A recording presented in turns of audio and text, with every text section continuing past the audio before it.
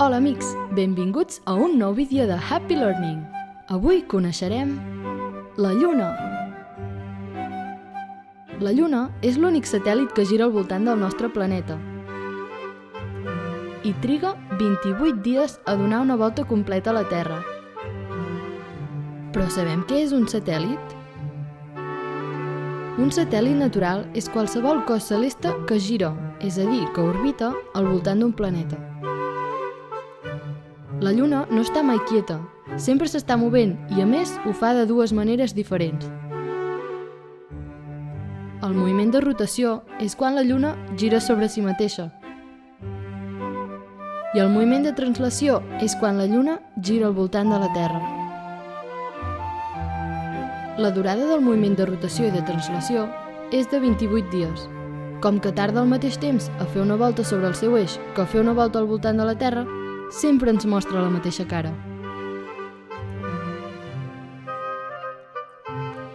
Quan observem la Lluna al llarg de diversos dies, ens sembla que va canviant de forma.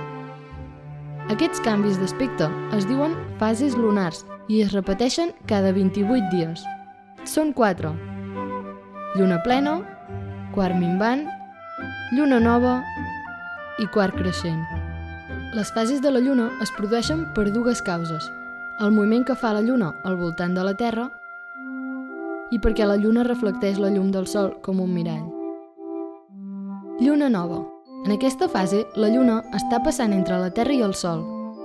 La seva cara il·luminada està en direcció contrària a la Terra. El costat fosc queda orientat cap a la Terra, de manera que gairebé no veiem la Lluna, o simplement no veiem res d'ella.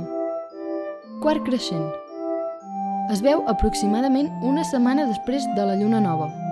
Una meitat de la part il·luminada de la Lluna està de cara a la Terra. Es diu creixent a aquesta fase perquè des de la fase de la Lluna nova, la zona il·luminada pel Sol és cada vegada més gran. Lluna plena.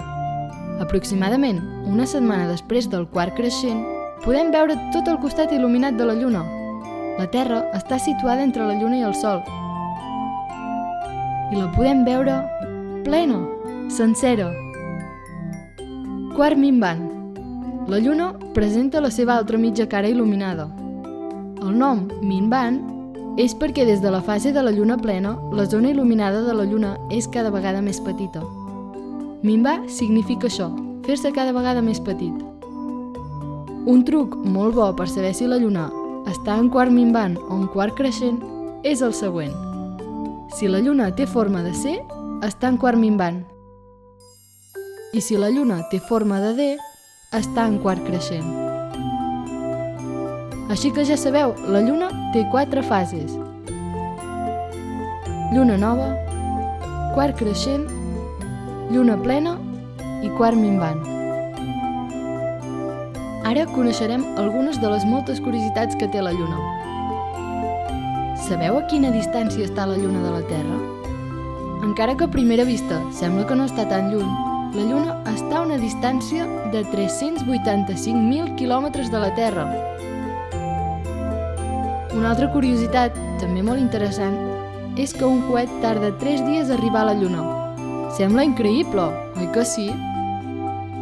El primer astronauta que va trepitjar la Lluna es deia Neil Armstrong, i que aquest fet tan important es va dur a terme el 1969 a bord del coet espacial Apollo 11. La Lluna és 4 vegades més petita que la Terra, però és importantíssima per a la vida en el nostre planeta. La Lluna provoca les marees. Sabeu què és això? Les marees són pujades i baixades del nivell del mar. Es produeixen cada 6 hores aproximadament. Doncs ja coneixeu una miqueta més sobre la Lluna. És interessant, oi? Busca'ns i subscriu-te al canal de YouTube de Happy Learning. Els eclipsis de lluna. Què és una lluna de sang? Els eclipsis de lluna es produeixen quan la Terra es col·loca entre la lluna i el Sol. I clar, la Terra bloqueja, o sigui, tapa els rajos solars que arriben a la lluna, generant un con d'ombra que l'enfosqueix. Aquest fenomen fa que puguem veure la lluna de color vermell i que sembli una lluna de sang. Els eclipsis lunars Són força freqüents i es poden veure des de qualsevol part de la Terra on sigui de nit. Duren algunes hores i poden ser de diversos tipus, encara que els més freqüents són els eclipsis de lluna parcials i els eclipsis de lluna totals. Quan hi ha un eclipsi i sembla que algú hagi clavat una queixalada a la lluna, és un eclipsi parcial. I quan hi ha un eclipsi i la lluna es veu tota sencera, és un eclipsi total. Fàcil, oi? Per cert, per mirar un eclipsi de lluna no cal res especial. Es pot fer amb un prismàtic o un telescopi normal.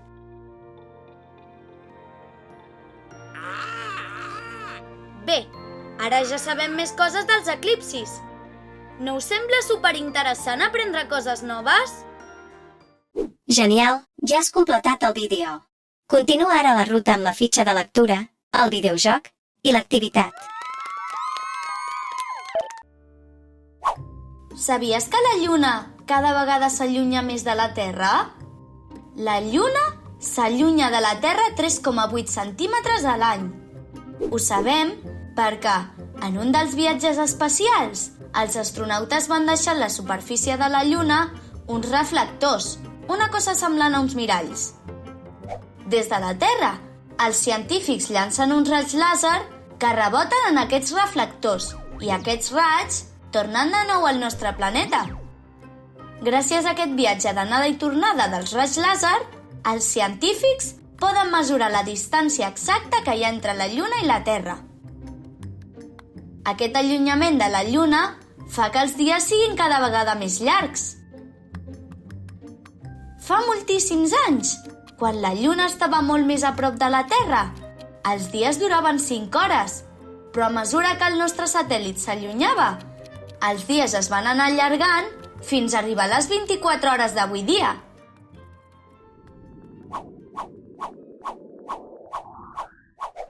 Sabies que si estiguéssim en la Lluna pesaríem 6 vegades menys? Efectivament, si una persona pesa 60 quilos a la Terra, en la Lluna pesaria solament 10 quilos. Això es deu a la força de la gravetat. La força de la gravetat és aquella amb la qual la Terra o la Lluna atreu a un cos. Aquesta atracció depèn de la massa. Com la Terra és 6 vegades més gran que la Lluna, és a dir, té 6 vegades més massa, atreu els cossos amb 6 vegades més força. És clar que en la Lluna tots ens sentiríem molt més lleugers.